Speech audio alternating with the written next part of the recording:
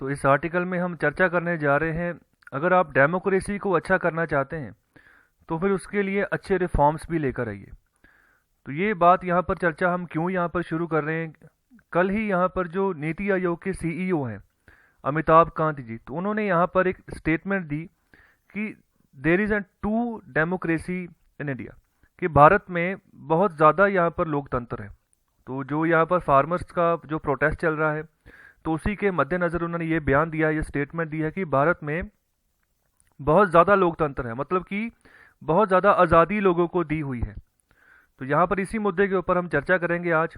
तो डेमोक्रेसी के बारे में कि अच्छी तरह अगर डेमोक्रेसी को डेवलप करना है तो कैसे कैसे यहाँ पर रिफॉर्म्स को अच्छा करना होगा। तो साथ ही साथ स्टार्टिंग में यहाँ पर एग्जाम्पल ले रहे हैं, बात कर रहे हैं 18वीं सदी के एक फ़िलासफ़र हुए हैं जिनका नाम है इमानुएल कंत।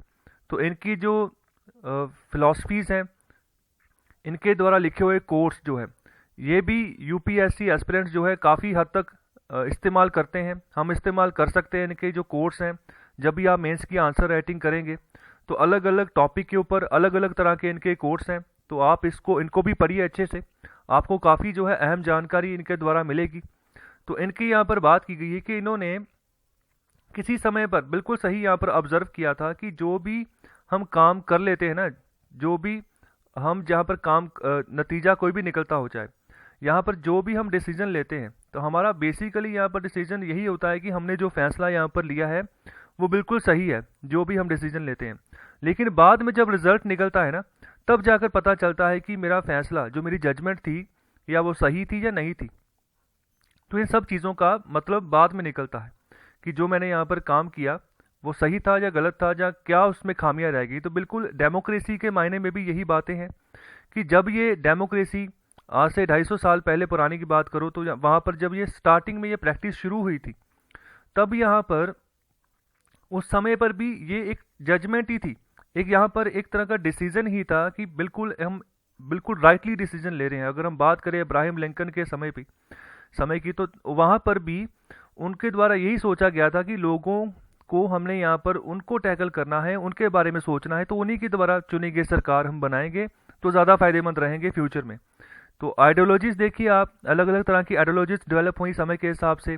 डेमोक्रेसी थी कि लोगों के द्वारा चुनी हुई सरकार होगी, फिर कम्युनिज्म आया, फिर उसके बाद कम्युनिज्म में भी अलग अलग तरह के बंटवारे हो गए। चाइना में अलग तरह का कम्युनिज्म है, रशिया में अलग तरह का कम्युनिज्म है, भारत में अलग तरह का कम्युनिज्म है।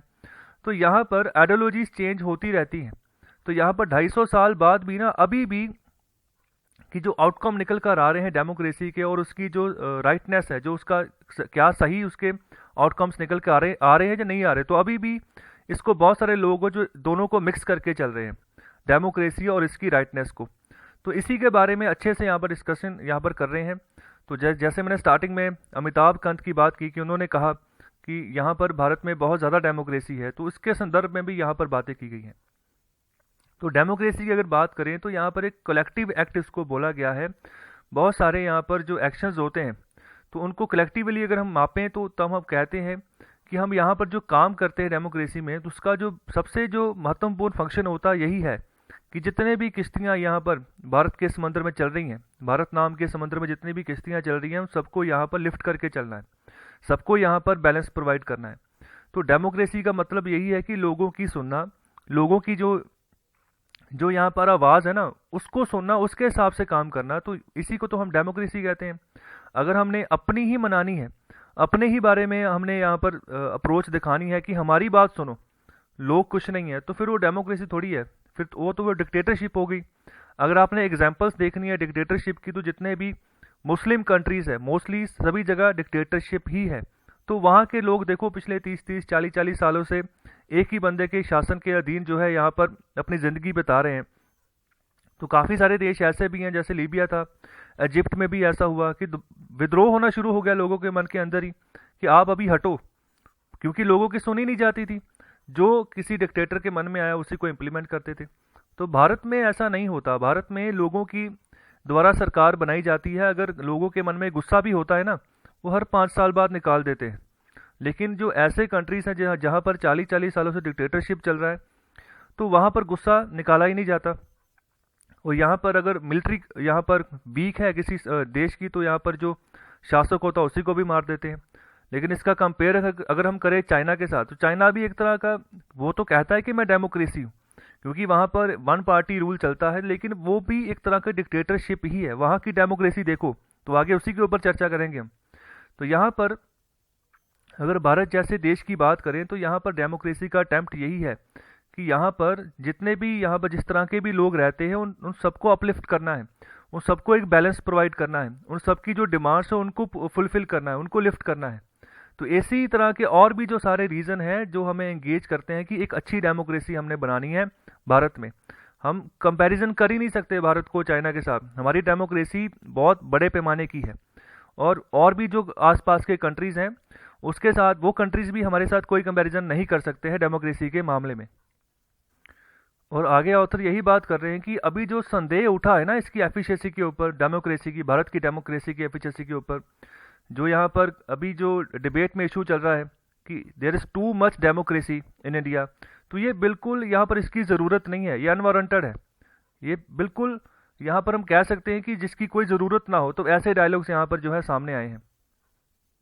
तो यहाँ पर यही बात कर रहे हैं कि अगर कोई भी रिफॉर्म आता है तो कुछ लोग उसको यहाँ पर कहते हैं कि हाँ इसको हम पुश करेंगे, अच्छा है, लेकिन दूसरे ये भी कहते हैं कि हमें हमें अच्छा नहीं लगता, तो विरोध भी करते हैं।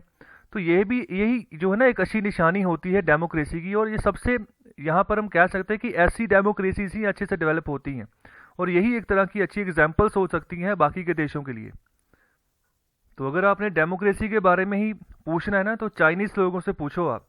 तो यहाँ पर देखो, वहाँ पर जो डेमोक्रेसी है बहुत ही कम डेमोक्रेसी है, डेमोक्रेसी कहते हैं कि है लेकिन बहुत ही कम। वहाँ पर एक ही चाइना की पार्टी है जो पिछले 70 सालों से वहाँ पर रूल कर रही है, वही अपने इंटरिम इलेक्शन करवाती है, वहीं से अपना प्रेसिडेंट चुन लेती है। तो अभी देखो जो प्रेसिडेंट शी जिनपिंग है, उनको यहाँ पर उन्होंने अपने ही कॉन्स्टिट्यूशन में बदलाव करके उनको लाइफ टाइम के लिए प्रेसिडेंट बना दिया है कि जब तक वो जीवित रहेंगे तब तक वही प्रेसिडेंट रहेंगे चाइना के।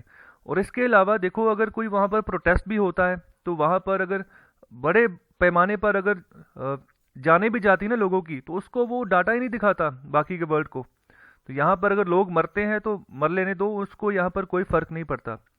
काफ़ी समय पुरानी बात है जब यहाँ पर डेमोक्रेसी के लेकर यहाँ पर प्रोटेस्ट हुए थे कि यहाँ पर वन पार्टी रूल ख़त्म कर कर यहाँ पर अच्छे से बड़े पैमाने पर डेमोक्रेसी लेकर आओ, जैसे भारत में है। तो किसी यूनिवर्सिटी में यहाँ पर ये प्रोटेस्ट हुआ था, तो वहाँ पर तब टैंक चढ़ा दिए गए थे चाइनीज़ गवर्नमेंट के द्वारा कि ऐसा प्रोटेस्ट भविष्य में दोबारा कभी ना हो कम्युनिस्ट पार्टी के खिलाफ, कम्युनिज्म के खिलाफ। तो आप देख सकते हैं, आप अंदाज़ा लगा सकते हैं कि किस लेवल की डेमोक्रेसी है चाइना में। तो वहाँ पर देखो, यहाँ पर भारत को कंपेयर करो, फिर बोलो कि डेमोक्रेसी क्या होती है और कहाँ पर है डेमोक्रेसी। तो यहाँ पर एक टर्म यूज़ करके चलती है चाइना की communist party, socialist consultative democracy. तो यहाँ पर इसकी डेमोक्रेसी को ये बोला जाता है, मतलब कि जो समाजवाद से जो प्रभावित जो डेमोक्रेसी है, तो उसको ये डेमोक्रेसी बोलते हैं वहाँ पर। तो यहाँ पर लोग तो चाहते हैं कि क्या क्या चेंजेस आने चाहिए, लेकिन उनकी सुनी नहीं जाती। यहाँ पर वही काम होता है जो चाइना की कम्युनिस्ट पार्टी बोलती है, जिस भी डायरेक्शन में वो लोगों को चलने के लिए बोलती है, उसी डायरेक्शन में लोग यहाँ पर चलने शुरू हो जाते हैं, विरोध भी नहीं करते। लेकिन यहाँ पर अगर कोई भी रिफॉर्म आता है तो उसके ऊपर डिस्कशन होती है, फिर अगर वो सही लगता है तभी वो पास होता है। अगर पास होने के बाद एक्ट भी बन जाता है, अगर लोगों को नहीं पसंद आता, लोग यहाँ पर विरोध करते हैं, तो लोगों की भी यहाँ पर सरकार सुनती है।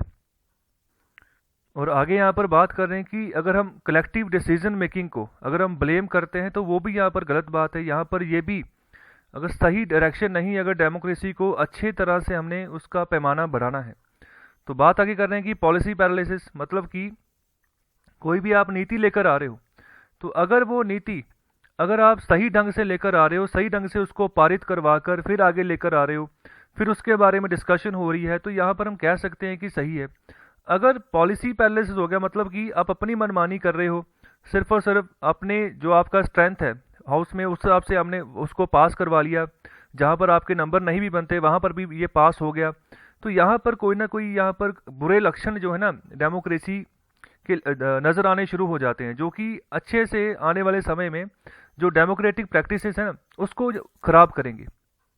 और आप ही से सीखेंगे फ्यूचर में आने वाले जो जनरेशन होगी, जो भी आप जिस तरह की प्रैक्टिसेस चलती आ रही है डेमोक्रेसी वे में, उसको यहाँ पर सही करने की ज़रूरत है। हालांकि यहाँ पर जो प्रैक्टिसेस बनाई गई हैं संविधान के द्वारा वो बिल्कुल सही है, लेकिन उसमें जब यहाँ पर बैड पॉलिसी लेकर आते हैं, उसको सही तरीके से मैनिपुलेट करने की कोशिश करते हैं, तो वो कहीं ना कहीं डेमोक्रेसी को यहाँ पर धब्बा लगाते हैं।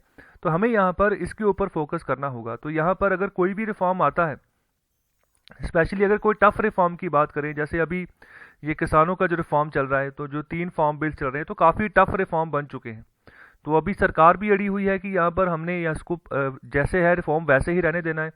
किसान भी अड़े हुए हैं कि हमने रिफॉर्म जो है पूरी तरह से वापस करवाने हैं, आप जो भी जिस तरह के भी चेंजेस करोगे हमें वो मंजूर नहीं है। तो ये एक तरह का टफ रिफॉर्म हो गया। तो यहाँ पर क्या चाहिए कि यहाँ पर अगर ऐसा कोई रिफॉर्म आता है ना, तो यहाँ पर मैक्सिमम एफर्ट होना चाहिए कि जो जितनी भी पार्टीज़ हैं उन सबको एक जगह इकट्ठे करो, फिर यहाँ पर जो है डिसीजन लो रिफॉर्म के बारे में कि हाँ क्या रिजल्ट निकल कर आ रहा है, जो उनकी मीटिंग है, क्या जो ओवरऑल जो यहाँ पर सिनेरियो निकल कर आ रहा है अच्छा है, बुरा है या बहुत ही भद्दा है। तो यहाँ पर फिर ही उस रिफॉर्म को आप जो है आगे प्रोसीड करो। और अगर आगे प्रोसीड करने में टफ लग रहा है, वहाँ पर डर लग रहा है कि यहाँ पर विरोध हो सकता है, तो इसका फिर मतलब यही निकलता है कि हमारे यहाँ बहुत बड़े लेवल पर डेमोक्रेसी है। तो अगर डेमोक्रेसी बड़े लेवल पर है ना, तो सरकार भी फिर कोई रिफॉर्म अगर लेकर आती है 100 बार सोचती है। क्योंकि ये जो इतिहास अभी 2020 में आप देख रहे हो, ये पहली बार नहीं हुआ है ऐसा। ऐसे इंसिडेंट, ऐसे प्रोटेस्ट भारत के इतिहास में देखो, जब से यहाँ पर भारत को आज़ादी मिली है, जब भारत की आज़ादी से पहले से भी अगर हम थोड़ा सा देखें, तो जैसे भी रिफॉर्म ब्रिटिश गवर्नमेंट भी लाती थी तो उसके खिलाफ विरोध होता था। तो 1901 से लेकर अब तक काफ़ी विरोध सरकार के खिलाफ हो चुके हैं। तो इससे भी बड़े बड़े विरोध हुए हैं सरकार के खिलाफ। तो यहाँ पर कहीं ना कहीं हम कह सकते हैं कि हमारे यहाँ डेमोक्रेसी का लेवल काफ़ी हाई है। तो उसकी ही देन है कि यहाँ पर सरकार भी बिल्कुल सही तरीके से चलती है। अगर ऐसी डेमोक्रेसी ना हो तो फिर चाइना की तरह हाल हो जाएगा। चाइना की जैसे कम्युनिस्ट पार्टी खुद ही सोचती है, खुद ही डिसीजन लेती है, और लोगों के बारे में यहाँ पर उसको कोई डर ही नहीं होता कि लोग उसका विरोध करेंगे। तो यहाँ पर डर रहता है, चाहे कोई राज्य सरकार है चाहे केंद्र सरकार है, तो वो वही काम करती है जो लोग चाहते हैं, जो लोगों के फेवर में हो, जो लोग जिस बात से संतुष्ट हो जाए। तो यहाँ पर जिस भी तरह की हम सिचुएशन की अगर बात करें, तो यहाँ पर डेमोक्रेसी काफ़ी बड़े पैमाने पर है। तो भारत के हिसाब से ही है, भारत के लोगों के हिसाब से ही है। तो यहाँ पर ये पूरा आर्टिकल यही दर्शा रहा है कि जो ये एक स्टेटमेंट आई थी, यहाँ पर बहुत ज़्यादा डेमोक्रेसी है, तो उसी को यहाँ पर क्वेश्चन किया है, उसी के आंसर्स यहाँ पर देने की कोशिश की गई है ऑथर के द्वारा। आई होप आपको आर्टिकल अच्छा लगा है, अच्छे से समझ आया है। तो कृपया लाइक, शेयर और सब्सक्राइब जरूर करें। बहुत बहुत शुक्रिया।